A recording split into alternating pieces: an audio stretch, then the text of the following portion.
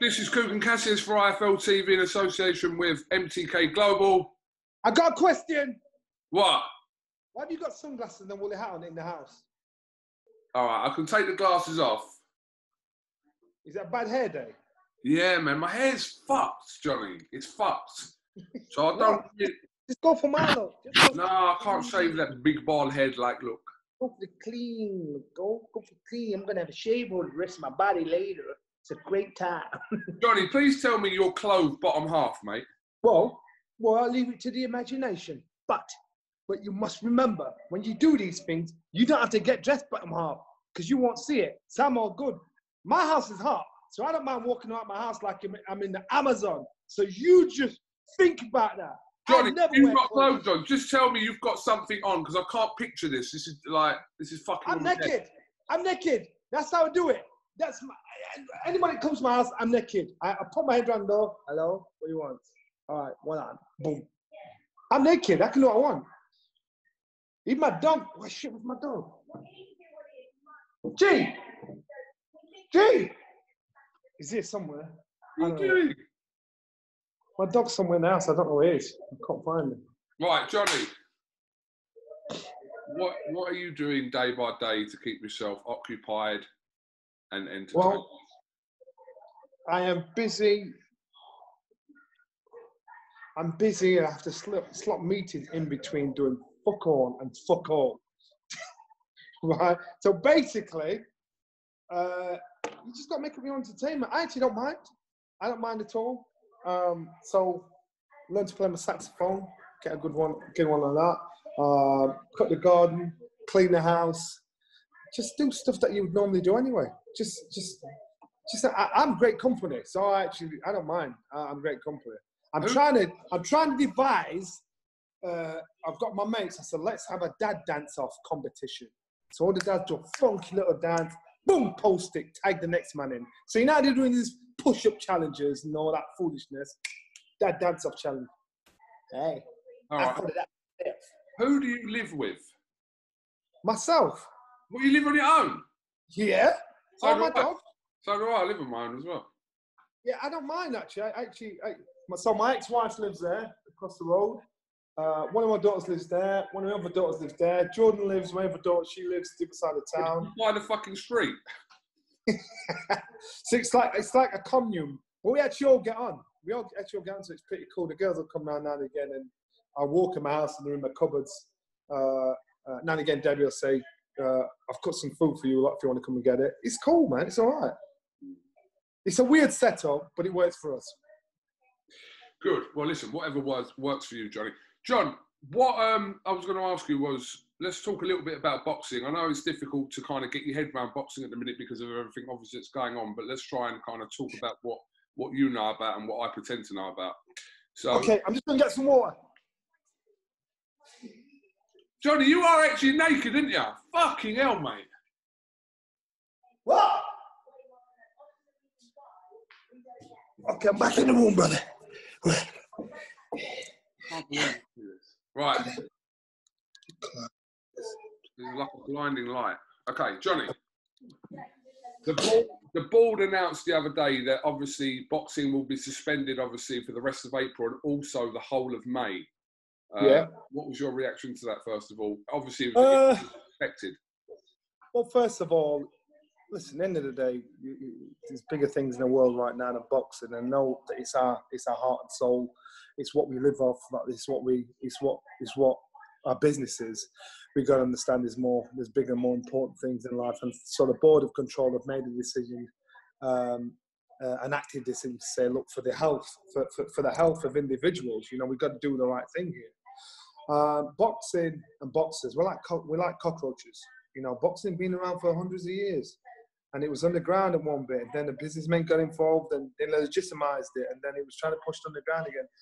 Boxing will always be around. We just got to wait and be patient and not be like trucking at young kids saying, we want to fight. We've got to be patient for the good of the sport. And you've got to think about the fighters as well, because these fighters, they've got to try and tick over and be kind of have a fitness.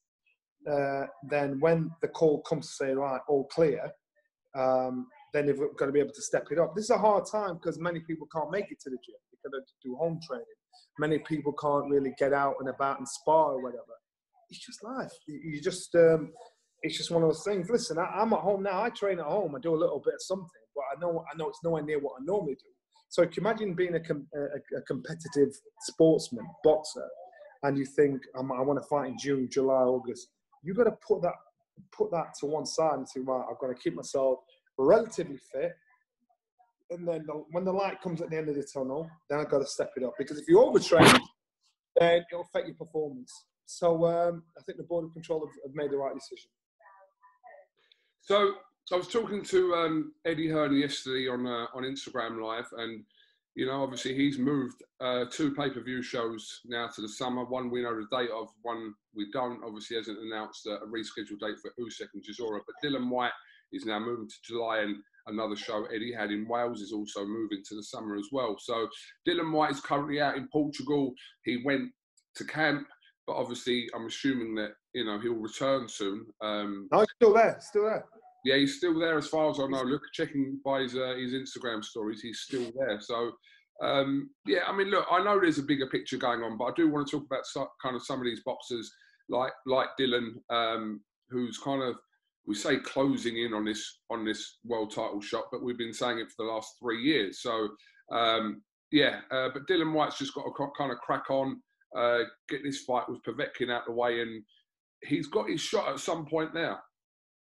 He has got his shot at some point, but it's like the universe is against him. If it's not one thing or it's another. Dillian Whyte's doing the right thing. If he's got to be in quarantine, if he's got to be on lockdown, he's going to be on lockdown in a situation where he can train. And the people around him are the people that are going to be stuck around him as long as this takes. Now, Eddie, good on him. He's still trying to keep morale and spirits high by saying, we're going to push it back to June or July. That is in the current climate. So we don't know what's going to happen at the end of this month if they extend it until, extend the lockdown until September, October. We don't know. So Eddie's forward thinking, good thinking. He's keeping morale up to say, this is my intention. If things change. You can't knock him for that. That's what he's got to do, and that's why he's so successful at what he does. Our destiny, unfortunately, is not in our hands until this virus, or they get a hold of the state of this virus and how long we're going to be in this situation. For Dillian Whyte, I get this guy's gotten used to being frustrated. He's gotten used to being left by the wayside, but what he's doing what a pro does, and he's like taking him. He's away from home. He's in a training camp. He's thinking, right, if I'm on lockdown and I can't do anything, at least I can train. These people around me are the people that are staying around me. I'm not drifting out. I'm not risking getting the virus. I'm not risking my team getting the virus. We all stick together. So you couldn't think of a better place. In regards to fight wise, remember, you think about Dillian Whyte. What about Povetkin? What's his situation? What's his setup? So Dillian might be ready. What Povetkin? What's Povetkin doing? What's his conditions? So again, it might not be down to Dillian. It might be down to the case of an opponent. And any fighter that's out there, if they're the ones that say, all of a sudden say, right, there's a fight in May, June, they're in a sticky situation because they're not being able to train the way they would normally train for a fight and have the same amount of time to get ready for it. So it's the guys like Dillian that are making sure they're ticking over. So they can say, right, at least now I can step it up. Now I can do this. Dillian probably can't fly sparring partners in unless he's got him in already. But he's getting himself in good physical condition, which he has to do because obviously the last time he fought, he didn't look in great condition. So now he's thinking, right, I'm ramping it up now. I've got to step it up. Well, obviously, we were expecting to see the Fury-Wilder fight in the summer in July. There was a date penciled in there for July. Obviously, that's not going to take place in July. That's looking like it will, if things return, happen in the autumn. So this, again, coming back to Dillian Whyte, this affects that position as well, surely, for his mandatory slot, if that fight's been delayed now as well. Yeah, it's just frustration all around, and that's why. And so basically, not just Dillian, any fighter that's out there in contention, in touching distance of getting the crack, they have now got to be truly professional in how they conduct themselves. So now this isn't about training the body, it's about training the mind. It's staying focused, say, right, this is my aim, this is my focus.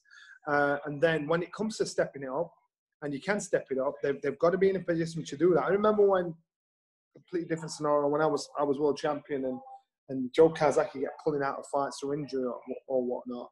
I was always gym fit, and I knew at 2 or 3 weeks' notice I could step it up and be fight fit. And I was training as though, you know, if there was a fight to come, I knew I could get myself ready in quick time. And these are what fighters need to do. You've got to have that positive mindset. But unfortunately, if you're fighting, you always need a partner to fight. So therefore, you want to hope your opponent's in that same position to say, right, I'm in condition, I can fight. Johnny, why was, just kind of coming off subject here, why was Glenn McCrory beefing with Lucas Browne? Glenn's he's a complicated character, Glenn. And so... Was it serious? Pardon? Was it serious? Like, sometimes he gets in a serious situation that I don't get, Glenn, because I think, Glenn, listen, let it go. You ain't fighting anymore. You're not in the mix anymore. Let go. And yes, you have your opinion as a pundit, as someone that's been there, and you've seen many fights, great fights around the world, and met many great fighters. But when you are now getting into some kind of beef with an active fighter, as though, you know, let's sort this out in the ring, you're going to get your ass bust. So you've got to be smart about it, thinking, you know what, I give my opinion. If you don't like it, you don't like it. What are you arguing for? You two ain't going to get nothing out of it. I can understand Browne arguing and somebody else is going to fight. What's Glenn arguing him for? Because the only person that's going to suffer is Glenn, because Lucas Browne will say, you know what? I just mute you. I don't need you. I don't need you. You need me. This is my business is your job. Or should I say my job is your business. So I don't know why Glenn gets himself dragged into that foolishness. He's done it before. Well, I saw on Twitter the other day, I didn't know whether Glenn was being serious or not, but, you know, it is what it is. I mean... Yeah, that's what I'm saying. Now and again, they'll have these outbursts, and I don't understand what the end game is. And so say, for instance, you had Amir Khan and Kell Brook and, was it Crawford, really getting at it. Now, you can see the end result of these guys fighting each other. But when it gets like that, if you've got an argument, phone me up. Phone me, let's have a conversation, deal with it that way. But this public displays of affection, what's going on? It's just, you just embarrass yourself. You know, I don't deal with stuff like that. If you've got a problem like that, especially if my business is to promote a fight coming up, yeah, get out there, get social media to see it and everything. If it's nothing to do with a fight, you have a phone call. Let's sort it out. Yeah. And sort it out way. So that to me is it's just, my mum would call it poppy short. It's just foolishness. So I wouldn't take it serious. I think it probably gets people talking about it and him, but I wouldn't take it serious. Yeah. Now, Johnny, Eddie Hearn said yesterday that he'd asked Sky if they'll release the gloves are off between Joshua and Miller. I asked that as well. Oh, you've asked as well. Well, I'll ask you 2 questions about it. First of all, obviously you did that, yeah? Yeah. Is it likely that Sky will end up airing it, first of all? So the problem is this, the contents of that, I know once that had come out, I thought the public are going to see a different side to Anthony Joshua, because this was cut deep, this was serious, things that were being said between the two of them. And so Anthony Joshua, he's a great business, and he's a young man, you know. So and he has a great team around him that have made his business successful. And when we had that gloves are off, I thought, wow, you know, now you're going to see a different side to him, because Anthony Joshua had seen the likes of DILLIAN, WHYTE, Titan Fury, John Tuala shouting all this, that, and the other, and he's thinking, well, why am I playing a good guy? You know what? I've got this to say. I think Miller said one or two. Well, I know Miller said one or two choice things. Let me give you a scenario. So let me give you a scenario. So I just had my hip done.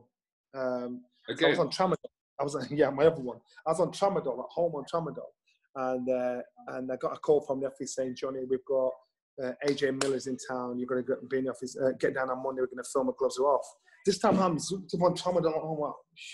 I'm crying at Coronation Street, and so I thought I've got to get off this because I've got to be able to get my wits around me, get smart, get shot. I'm on crutches, and so they said, can you do it? I said, yeah, I can do it. Let's do it. And I know the day. So I found that the day before we did it, they only got about 18 minutes out. We tried to do one in America.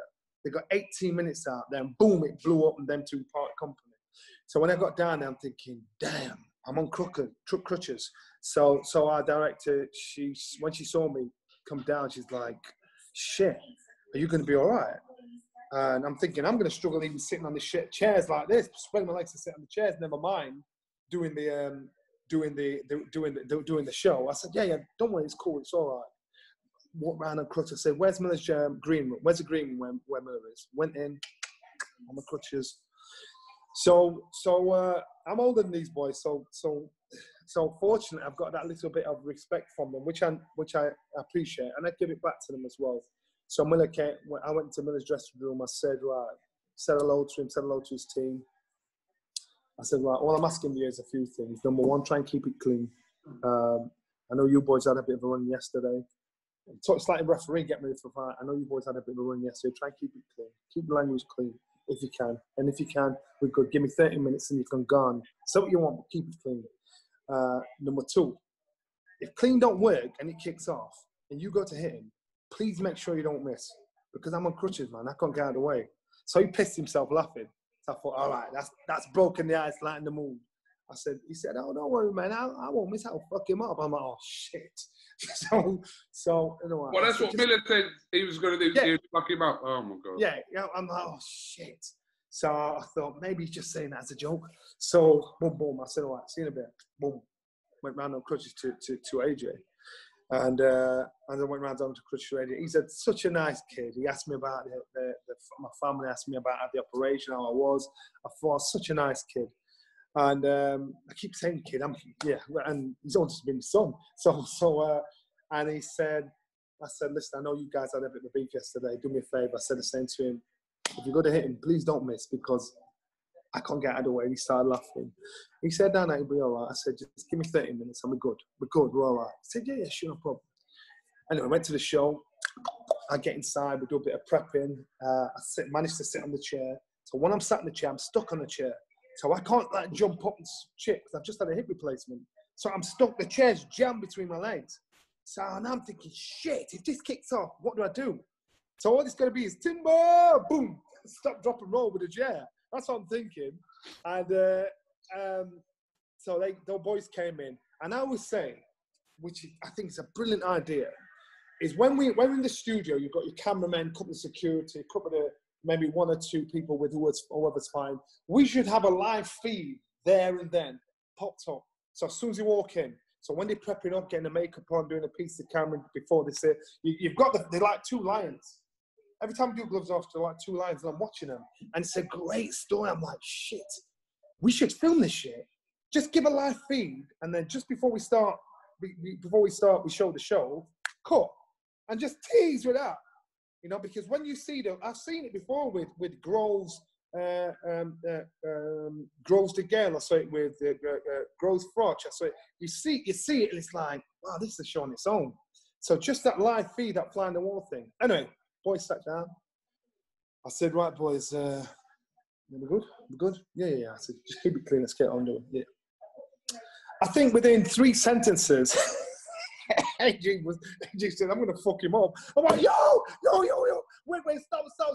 Listen, we can't use that. I'll fuck you up. And he's talking about his mom, and AJ's going mad, and Miller was like constantly accusing AJ of drugs, getting personal, talking about, and they were getting proper mad.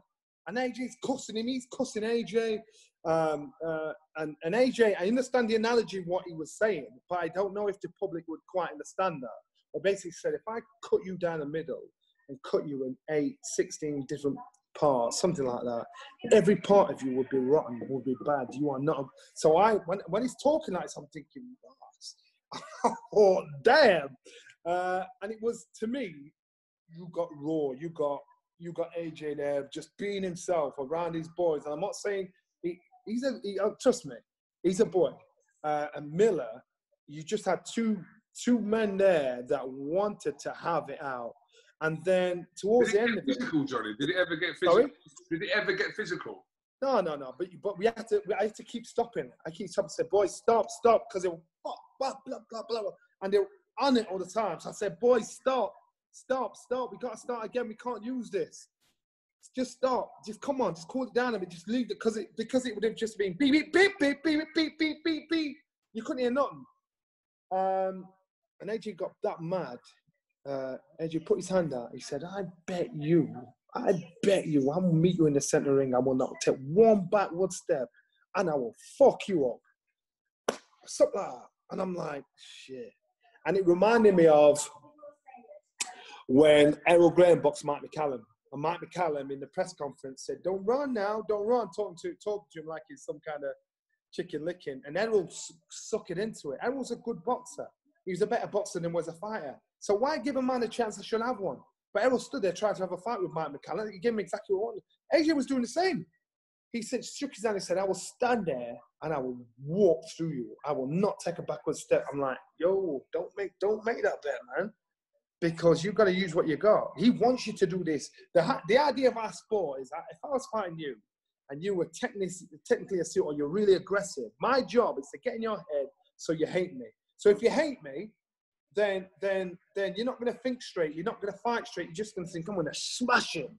And that's what you think. So that's why fighters try and get under each other's skin to get them to deviate from the game plan, to get them to think, I'm having you. I don't care what happens. I'm having you. I don't want to throw 6, 7, 8 round combinations in the first round, jab second. I just want to smash your head in. So that's why fighters, part of the reason why fighters really get at each other and say as personal things as possible, just to make the fighter deviate from his game plan. But those who are there, I did say, you know, with this lockdown there, I said, look, let's just show a bit of it. You know, show it because I hope they do show it because, like I said, it was. It's suddenly just come. Everyone's gone mad for it. Like, I've had loads of tweets asking me, and obviously on Twitter and etc., asking for that to be aired. So hopefully we do get to see. Yeah, it was good.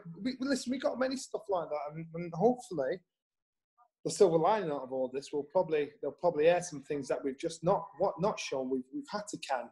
And in doing so, you'll see some archive footage of things that I think we should see. One time we had Mike Tyson in on ringside. It's never been aired. Mike Tyson told us some personal stuff. I'm thinking, why would you tell us that on camera? So hopefully. Why don't you re-air when I was on ringside? I don't know. I think we'll probably get a bit of abuse, and you'll get a bit of abuse, and if they think you're really good, they might make you try to. What's that frown for? The fucking foolishness are you talking? Why don't you get me that footage for me and let me put it out then? I need a contract at the moment. Hence me interviewing a naked Johnny Nelson via Zoom. I'll tell you what else. I've seen. Which will never come out, was Dillian against Chisora when the camera caught. The bit after that. We've seen little bits, haven't we, that leaked, but I think but good on our camera, man. Big unit is, and he had the camera and they're fighting, cameras all over the place. And so I seen little things and I'm thinking, wow. But you can't I'm just thinking about it over the years, like over the last sort of 7, 8 years.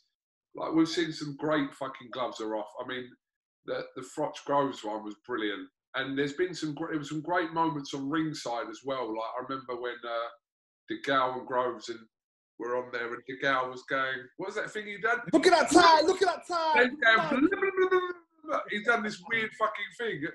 There's been some great moments. But and even on that one there, and just again is your tie, you fool. Look at your tie. Yeah, and even then, that it's my case of getting a camera in just to get the build up to it, just to tease it out, and that's it. You don't have to show the show. And I remember that time, DeGale and Groves, we tried to get him in the ring to do a shot, and DeGale went to get on the side of the ring to step up, and his back leg was shaking, not out of fear, out of anger.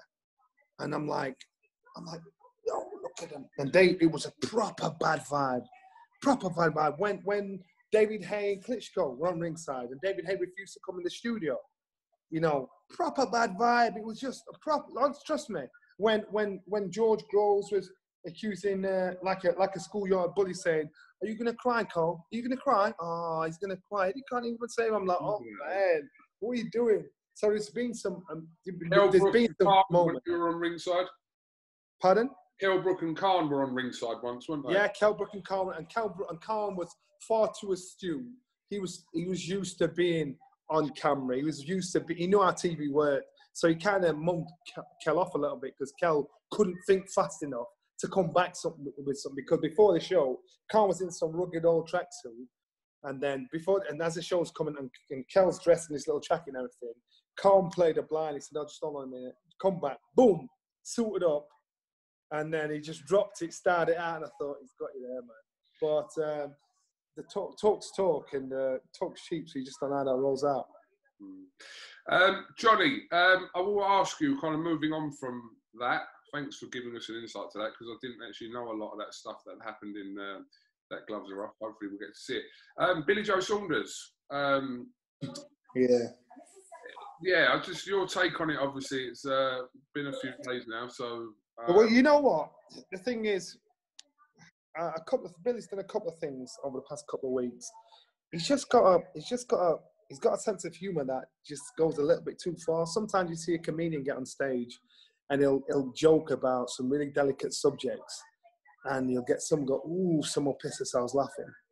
I do not believe for one second that Billy endorses that or that is his mindset. I think Billy was trying to make a joke of something bad, something serious that happens. So but unfortunately it backfired because most people didn't get it. Because he doesn't come across as a jokey kind of guy, because he did it like it was a serious topic. This is what you do. I'm like, "Oh, Billy, no man, it's not good. It's gonna backfire." I don't believe for one second that is Billy's setup. That's how he thinks. That's his mindset. I just think it was a joke gone bad. I think and Billy, listen, he's got a mother. He's got a woman. He's got a sister. I don't believe he is that kind of guy. I just think it was a joke that just went too far. And listen, I'm not endorsing what he did. I'm not justifying what he did. But I'm quite sure 99% of people that watch this show say stuff between their friends that if other people heard it, think, "Shit, what are you doing there?" Billy just didn't keep it private. It's a joke that it was a joke that went too far. And to me, I just think he's got the backlash of it. A couple of things, too many things have happened now where they're basically saying, "Billy, look, enough's enough. We've got to penalise you. You've done wrong there, mate." I don't think they believe that's the kind of guy he is, but you've got some idiots out there that'll watch that and say, "Well, Billy Joe said do this, Billy," and that's the problem. They're the people that you're worried about your influence.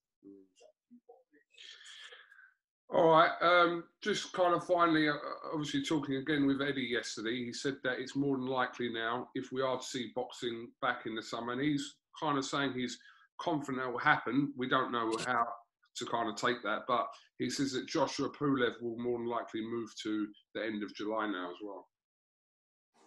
Again, he's keeping spirits high. I personally, that'll be his plan, that'll be his idea, and I get that. He's keeping spirits high. I don't think we'll see any boxing until September, October time. Right. The way things are, because the stats and what is being said by the government in regards to our lockdown. This is on today's figures. So in 3 weeks' time, they've got to assess those figures and then say, well, actually, it might be this, it might be that. So it's easy to make plans, but it all depends on... Yeah, I mean, it's all up in the air. You can't... We don't know what's going to happen tomorrow, let alone next week or the week after. I mean, this lockdown's not even been 2 weeks yet, so... Yeah, and people are going stir crazy. And listen, it gets to the point where if people don't listen and behave themselves and just keep the clout inside and just do essential runs, what's going to happen is they're going to have to lock us down even tighter. This is worldwide. It's not just our city, our town. It's just not your street. It's worldwide. And I think we need to use common sense and work together with this. And I understand now you've got people that have to live with each other that probably realise don't like each other. but I understand that. But you know what? The silver lining is it'll draw communities close together. It'll draw families close together. It'll make people, you know, after a while, you've got to work together. As I said the other day, I had my daughters. They were out back. We were all together, just like doing a bit of training together. It was a laugh. It was a good giggle. And usually they're so busy doing their own thing, you can't get hold of them. So I kind of like that. Yes, I'm fortunate enough to say we don't live together. We're just next door to each other, but we all eat together. We're all together all the time. It's only us here. So I'm in that fortunate position. Unfortunately, you'll get some families that are in like a one-bedroom flat that have got no garden, that are on top of each other. I totally get that and understand that. Now it's a case of pick up a book, read a book. Don't just look at the news. Don't try and play in a game. You know, use this time to fulfill yourself. Find something better out of it. All right. Well, listen, Johnny, I'll let you crack on with the rest of your day. Have you got anything else you'd like to add? Could you stand up for us? I can't do that. You know I can't do that. I would love to do that because I don't care. But unfortunately, I don't want to shock people. I don't care. Let's not walk about in the house. I ain't got a problem with it. Whoa, no, baby, don't do it. All right. Well, Johnny, listen. Hopefully. Why don't you join my dad dance challenge? All right. You know what it is? So I had a Bee Gees day the other day, right? So you honestly, you might think Bee Gees. Put it on your thing. I love this track. Bee Gees. I thought all day long I bust Bee Gees in my house. So the idea initially was I sent it to my daughters and said, "Here, girls, come on, give us something back." So thinking they'd give me something back. Apparently they thought I'd cracked up and whatever. But that's by the by. But they wouldn't do it. So I thought, let me just send it out there. It was just a bit of a giggle, put a smile on your face because people are just like, you know. Sorry? I'm not a dad. Oh, all right then. An old man dance. I'm not an old man either. You're fucking 15 years older than me. Jesus Christ, the black. All right. Listen, you can't dance. I can't dance challenge. Pick a track, and it can't be a funky track. It's got to be got to be an old school one. Wait there. Boom, and then tag like a couple of people and say, right, over to you. Then tag like a couple of people. I think it's just a bit of a laugh, bit of fun. Wait there. I'm trying to think what track I'd give you. I'd give you.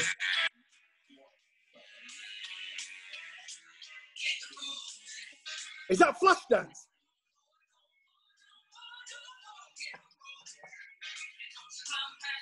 Stop. Do you know what made me think of that? You sang that to Manny Pacquiao, and he didn't know it. Remember? Yeah, I do remember. Yeah, no. Trying to make you sing it. No. I think you should do something like, I'll pick you a Kylie track. Kylie? No. I'll give you a Madonna track. Holiday. Oh, bad tune. Go on. And you can't have a funky track. You can't have a funky track like, you've got to be a track that you wouldn't associate you with. So I pick Bee Gees. Never seen that. You have Holiday. Listen.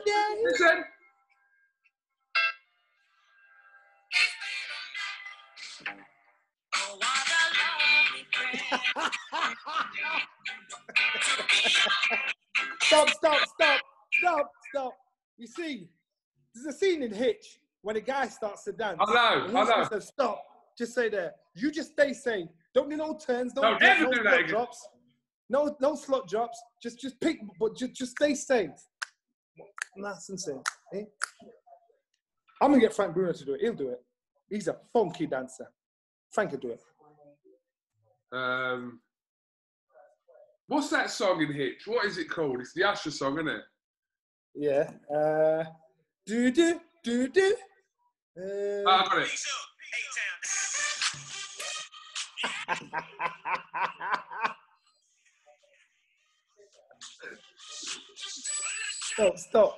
Stop, man. Stop.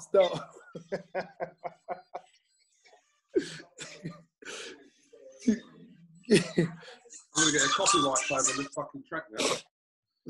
Yes, stop. Johnny, thank you very much. I think you should do it.